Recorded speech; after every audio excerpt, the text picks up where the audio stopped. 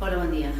Nosaltres votarem a favor d'aquesta moció, tot i que ens agradaria puntualitzar alguns aspectes.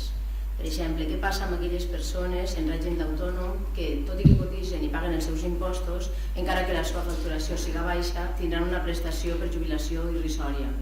O persones que, en contra de la seva voluntat o per desconeixement, han estat treballant de manera irregular en l'economia submergida per a poder menjar. O aquelles persones que no han cotitzat mai, com mestresses de casa, cuidadors o cuidadores de malalt, netejadors i netejadores, o persones aturades de llarga duració en l'última etapa laboral que no tenen prou jornals per a la jubilació. Tots aquests tipus de persones, arribat el moment o prop del moment de la seva jubilació, albiren un futur difícilment assumible amb una pensió mínima o sense pensió.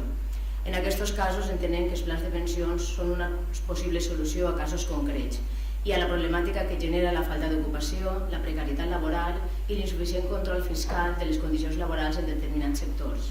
Creiem que el que cal és una reforma integral de la llei reguladora de la Seguretat Social per a poder adequar-la a la realitat actual, on les persones ja no treballen 30 o 35 anys per a poder cobrar una jubilació digna. Gràcies.